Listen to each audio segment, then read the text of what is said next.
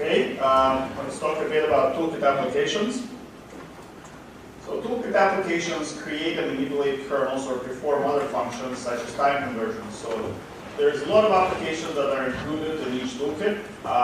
These are time conversion tool, Cronus, SPK generation tool, make SPK, SPK merge and subset tool, SPK merge, SPK comparison and sampling tool, SPK diff, CK generation tool, MSOPCK, frame comparison tool that can do sampling and frame orientations and comparisons for different kinds of frames, frame diff, DSK generation tool, make DSK and export tool, DSK XP, a few kernel summary tools, brief, CK brief, DSK brief and space it, comment manipulation tools, comment and space it, and file format converters, which are no longer applicable as Spice can read non-native files on all environments that are of interest.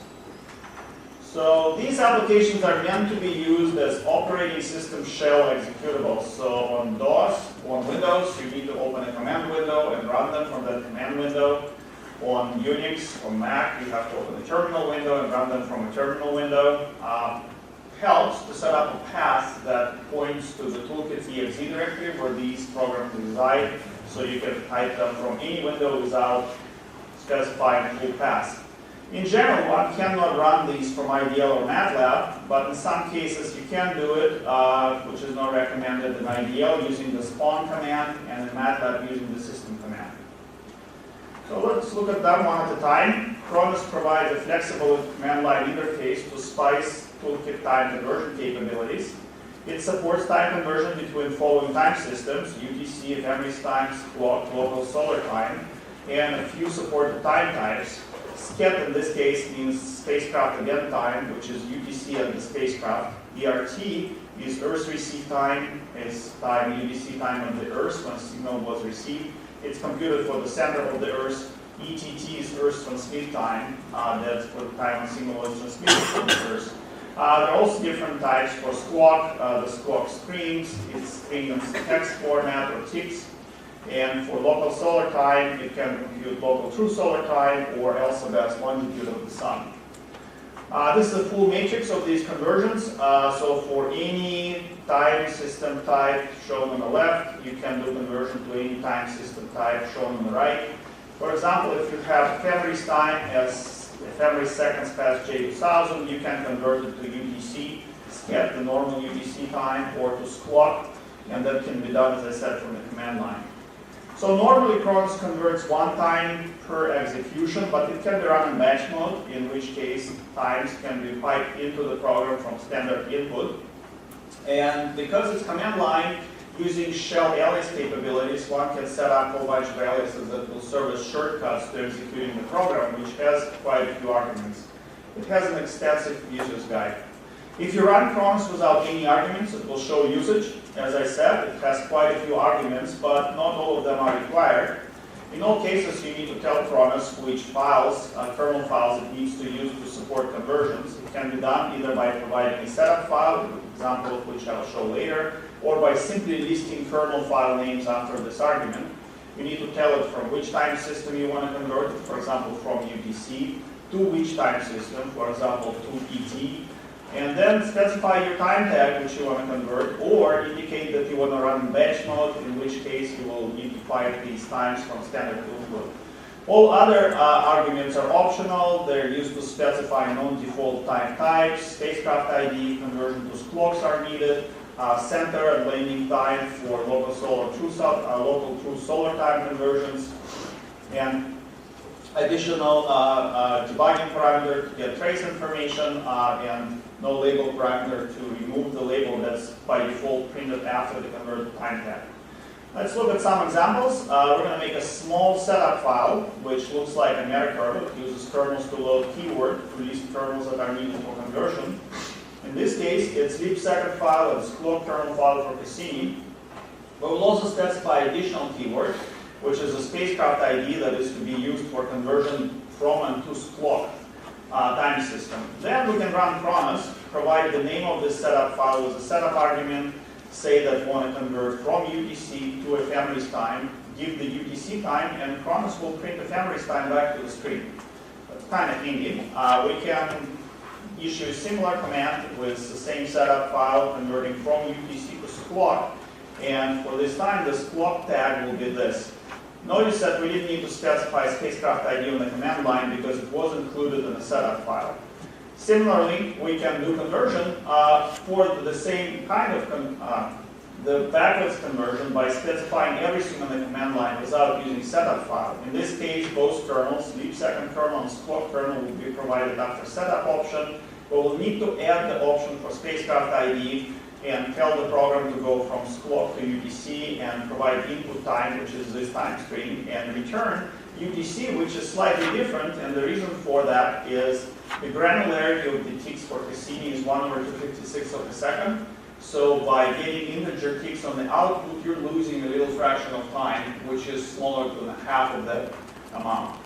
And in this case, we are trying to do a custom format output, in which case we can add additional format argument, which takes format string exactly the same as the timeout routine, where we have great flexibility in specifying how the output time is going to look. So make SPK is a program that used to generate SPK files from several types of data, such as discrete state vector, classic orbital element, or two-line element. The use of this program is discussed in a separate tutorial that we don't present in this class that's available on the MAKE website. SPK merge, this is a program that can take contents of an SPK file or a set of SPK files and merge them or subset them according to the rules that were specified in this configuration file. By this, it means that it will extract intervals of time of interest from a single file or set of files, extract data for one or more objects from a single file or set of files, and by combining these constraints, you can get a lot of flexibility in determining what kind of data will be contained in your output SPK. Well, SPK files created with SPK merge contain no overlapping data, so if on the input you had two SPKs that had competing data for some period of time, then data only from one of these files will be copied to the output file. It's important to remember that for this utility, the priority rule is different from all the SPICE toolkit in general. The earlier listed file has higher priority and takes precedence over the later specified source file. Again, this is different of what's in SPICE, and we apologize for this. Just try to remember this. Here's an example of using SPK merge. We're trying to make SPK file that's called output BSP. This is a setup file that we need to make for that. In the setup file, we need to specify leap second kernel name with this keyword. The name of the output SPK file was this keyword. In this case, we would like this SPK file to have data for Cassini spacecraft, Sun, Moon, Earth, and Earth's barycenter, and we want this data to be extracted from these two source SPK files. Well, we call SPK merge on the command line. If it's invoked without command line arguments, it will prompt you for the name of this command file, and if command file was formatted properly, it will create output SPK file. SPK merge can also take arguments on the command line, the name of this command file on the command line. SPK-diff is a very useful command line program for computing differences between trajectories of two objects obtained from a set of SPK kernels, or for sampling or dumping trajectory data for an object from SPK kernel. In comparison mode, it compares trajectories by computing a set of geometric states for a specified body, center, and frame combination over an interval of time, with a fixed time step using a set of kernels that was given for this combination of body, center, and frame.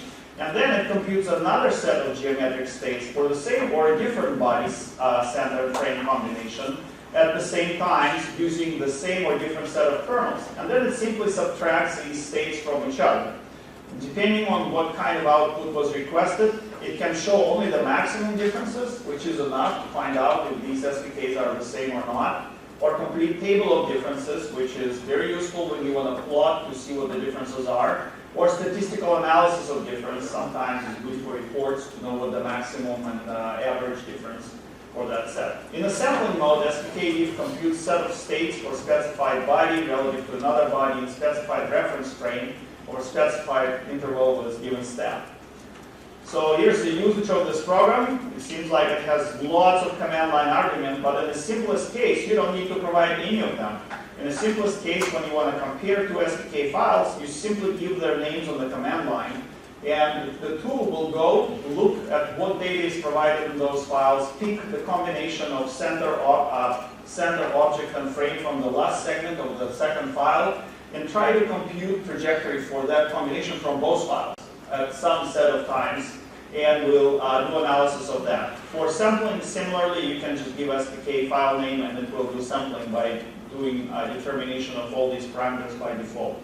But if you wanted to tell the program to do something specific, you can specify any and all of these arguments to tell it what body to do it for, what center to do it for, which additional kernels to use, what interval you're interested in, what time step you want to use, and so on. So here's a simple example of how you use SPK diff to compare two SPK files. In this case, we're talking MRO trajectory, predicted file, and reconstructed SPK file. If you just provide them on the command line, SPK diff will go determine the trajectories for MRO orbiter with respect to Mars barycenter in the J2000 frame. It will sample 1,000 states from each of these files, compute differences of those states, analyze them, and print these differences on the screen. So, as you can see, absolute difference in state vectors, in this case, the maximum absolute difference was for position about 313 meters. So that may be an indicator of how good that predicted file could be for your analysis. In this case, we're trying to dump these differences in a view frame, so we need to add an argument which specifies a different output format, -t for type and dump in view frame. Again, we see the header, which shows what comparison of what data was done, but instead of a simple output of absolute and relative maximum differences, you see a table which has time tag. In this case, it's ephemeris time.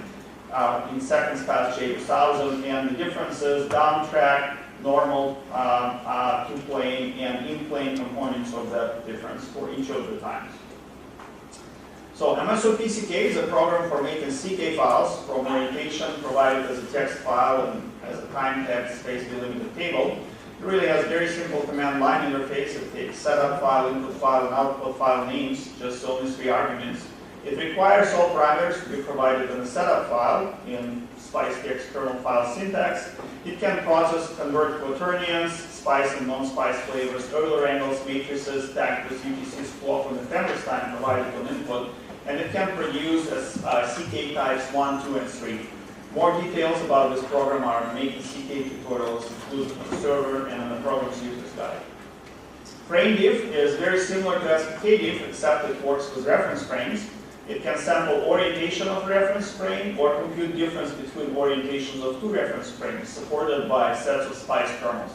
In sampling mode, it computes set of transformation from one frame to another, specified interval and time step. In comparison mode, it computes 2 sets of transformation for 2 pairs of frames, and then computes the difference in rotation and angular velocity between these transformations over the specified interval with specified step. Depending on how it's executed, the requested output could be only maximum rotation difference, which is enough if you want to know files are the same, or a complete table of rotation differences as axis and angle, or splice or engineering style quaternions, matrices, or Euler angles. Or it can be simple statistical analysis of rotation differences. Again, lots of arguments, but you don't need to have all of them, because by default, frame diff will figure out what the data from depending on the kernel type for each frame that kernel type contains. Orientation, for example, this would work for 2 binary PCK files. But for files like C kernels, for kernels of CK type, you need to have additional time conversion kernels, which can be provided with -k argument. And as with SPK diff, you can specify particular values for all arguments for frames from which to which you want to convert, get transformations, the time step, the number of points you want to do, the format of time in which you want to see in your output table, and so on. Here's a simple case in which we sample orientation of deep impact flyby spacecraft from this C kernel. This is a daily C kernel for that spacecraft. We want to dump this orientation to the screen in the form of quaternions and other format, and they should be tagged with clock and decimal format, including angular velocities. All of these arguments are described in the user's guide. We want these kernels to support our time conversion, and of course we need a frames kernel which defines that frame associated with CK data. In this case, because we want to save this output, we will redirect it to the file using Unix redirect, and then we will look at this file. You will see a header which gives you all details about what was computed by the program, and following this header you will see the table of quaternions and angular velocities tagged with decimals clock, as it indicates here, that was computed using this spacecraft ID. In this case, we're trying to run frame diff to do comparison. We're comparing orientation from a predicted C kernel file, this C kernel, with reconstructed orientation from this C kernel. We need to provide the kernels that are needed for time conversion, leap seconds and clock kernel, as well as the frames kernel for Cassini. We want to do it with 10-second step, that's thus this argument, and we want to do it only for one day, for January 9th, 2009. And we want these differences to be output as dump of angle and axis. Again, you pipe it into a file, you look at the file, and the file has a header which indicates which kernels were used, which frame pairs were computed, how many rotations were computed, between which interval, and what time will be shown in the output. And you will see the differences shown as angle and 3 components of the rotation axis. Then you can plot it or use it for some analysis. So MakeDSK is a program for making DSK files from digital shape data provided in the text file. Again, simple command line interface, just a few options, providing input, output, and setup files. It requires all setups to be provided in a setup file that looks like a text kernel.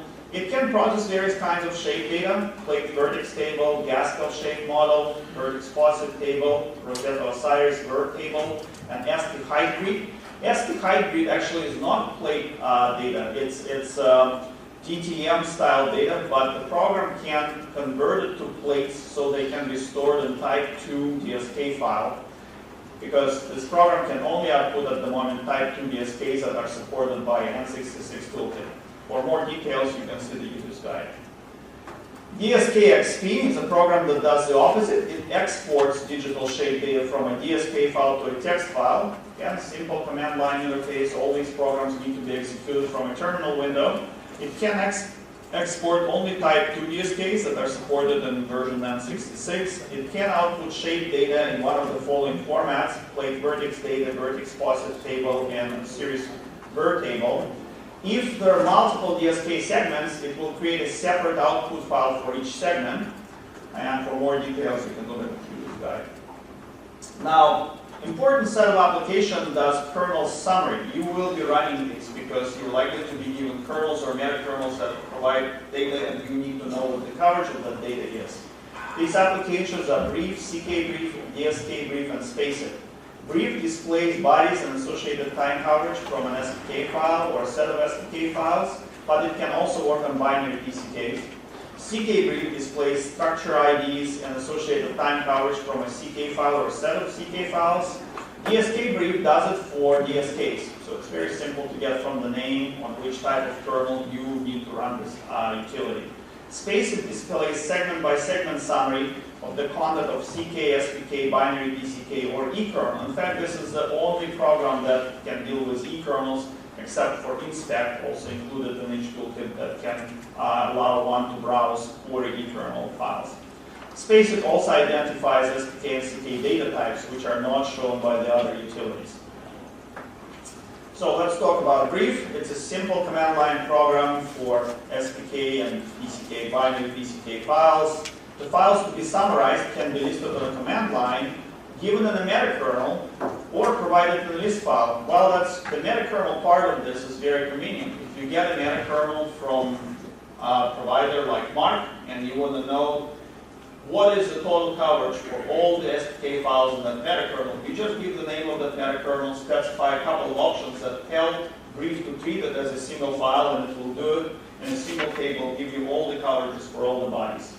It provides command line options for displaying coverage boundaries as UTC, DOD, or UTC, ephemeris time, seconds past J2000. And to display UTCs, of course, you need to provide a leap second file in the command line as well. It can display centers of motions along with the bodies, which is important when you need chains of vectors to get all the way to solar system barycenter, to know if you have enough data to build those chains. It can treat all input files as a single file. So just like the program will, because from program's point of view, when it reads SDKs, it treats all the SDK segments available as if they came from the same source. It can display summary only for files covering a specific time or range of time and containing data for a specific body, and can display summary in tabular format, which is more convenient in some cases, or group by coverage. It has many other options as well. As with many utilities, when you run it, it will display usage. Usage shows only a few options, the most common options. If you run it with -H to get more extensive help, you will see more options. In this example, we're summarizing two SPK files, Planetary Ephemeris SPK and Mars Odyssey Cruise SPK file. When you do the simple run, you will get blocks showing coverage for each of the files, in this case for Planetary Ephemeris SPK and for Cruise SPK, with the bodies for which data is provided listed in the header of the table, and the table showing ephemeris times. This is very important because if you didn't specifically ask Brief to show UTC times and provide a leap second kernel, you will always get ephemeris times, but you may mistake them for UTCs and think that you have coverage that goes farther than it actually does. CK-Brief is a similar program for summarizing CK files. Again, the files can be listed on a command line, given in a meta kernel, or provided in a list file. It has command line options for displaying coverage at interpolation interval level, which is very important. Remember, C kernels have gaps, so you need to know where these gaps are. It can display coverage boundaries as UTCs, data year UTCs, clock, or encoded clock. To display them in time systems such as ET, UTC, or squawk, both leap seconds, clock, and squawk kernel must be provided in the command line. It can display frames with respect to which orientation is given, and it can display names of the frames associated with CK IDs, which is very handy. When you get a number, you don't want to go through frames kernel to look to see which frame name this CK ID number corresponds. So you can just give the frame kernel name to this tool, and it will do that for you. It can display, it can treat all CK files as if they were a single file. Again, if you have a meta kernel with hundreds of them, you don't want to be looking to the output of the CK-Brief that takes pages and pages on the screen. You specify a -A option, and it will treat them as one file. It can display summary only for files for a given C kernel ID, and it has many other options. A reminder, there are often coverage gaps in CK segments, and you will not be able to compute any data if your request time falls within. Using -dump option, you can see complete list of interpolation intervals that are shown here in red. So here's CK-Brief. Run it without any arguments. It will tell you usage. Run it with -H. It will give you even more information. In this case, we try to summarize the CDC kernel file, and we want our text and the output to be shown as on board times. That's why we give arguments clock and provides clock kernel name. And we get a table that's similar to the SPK summary table with objects listed in a header and coverage listed in a little table underneath. In this case, it indicates that these are clock times. If we wanted to get the same coverage in UTC, we will specify a UTC argument, and we will provide names of the squawk kernel, leap second kernel. Then our table will look slightly different. Our table header will indicate that the times are UTCs. And finally, for interpolation intervals, you need to specify the dump option. In this case, we're doing a summary of MGS C kernel. For one of the days during the mission, we provide its clock and leap second file names. There's dump option. We ask to tell us with respect to which frame orientation is given, and for time text to be shown in UTC. The table changes its format a little bit, and now we will have one such table for each segment in the file. In this case, it's for segment number 1, and the table will include the name of the frame with respect to orientation is given in the rightmost column. DSK-Brief does summary of DSK files. It summarizes spatial coverage, and it gives additional attributes, shows additional attributes of these DSKs. Files can be listed on the command line or given in the meta kernel. Additional text kernel may need to be provided if you want to see names of the surfaces, because these names of the surfaces are provided in text kernel, usually the frames kernel. ESK brief provides options for generating extended, full, and segment-by-segment summaries, which are useful each for its purpose. Treating all input files as were a single file. This is very useful when you deal with large DSK sets or very large models. It can display gaps and spatial coverage. This is non-trivial if you have a big set of DSKs with tiny gaps at the boundaries. Finding these gaps yourself from output just given it for each segment is almost impossible. So it does this work for you. It can control number of significant digits in the output and has a few other options. Again, run it without command line argument or with -u option, and you will see usage with all of the most commonly used options. In this case, we're summarizing two Rosetta DSK files, one for comment CG and one for asteroid Lutetia. In order to see surface names, we'll also give it the name of the frames kernel file in which these surface name ID mappings are defined.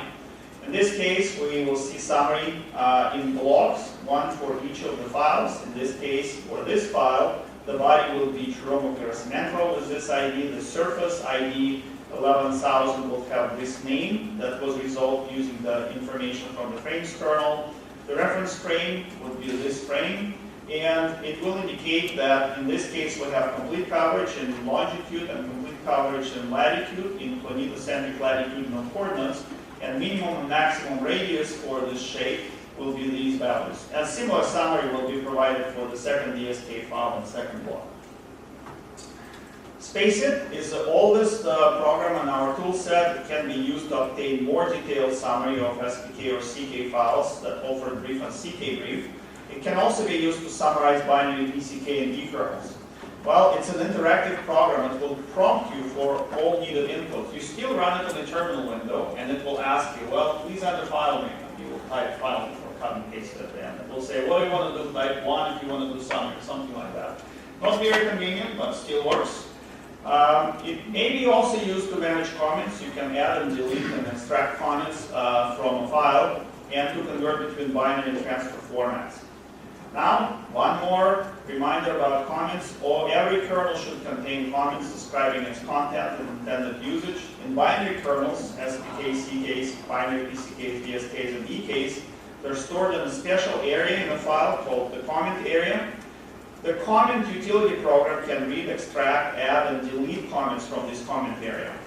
Well, word of caution, usually you cannot add or delete comments from a kernel file if it's a non-native format. So you can convert non-native format to native format through transfer format mechanism using 2x or 2bin, or you can use the bingo utility that's available from utilities page. Well, the comment is both command line utility and interactive mainly driven program. The command line functionality is definitely more useful and quicker. To print comment to the screen, you simply say comment-r for reading and the name of your binary kernel file, and the comments will go to the screen. To extract comments to a text file, you use -e option and specify the name of the text file into which the comment should go. To add comments from a file, you specify -a option, kernel name, and the name of the text file from which comments should be added to the comment area of the kernel. And you can delete comments using -e option, but you should never do that unless you want to put better comments inside the file. Don't ruin what was done by somebody, make it better. So when comments are added, they're appended at the end of existing comments. So if you do this operation, the comments from this file do not replace what was there. They will be tacked to the end of it. And again, the comments should be deleted only if you want to replace them with better comments. Here's a couple of examples. We just want to read comments from the DE405 SPK file, planetary families file. We type comment-r, and we'll pipe it through more utility because it could be a lot of comments. There are many pages. And the comments are piped on the screen. In this case, we can paginate using more through them. If you want to run comment in interactive mode, it will show you a menu like this. You can type in option, hit return. It will prompt you for the name of binary file. In this case, we'll extract comments. Will prompt you for name of the text file into which those comments are to be written, and then it will extract comments.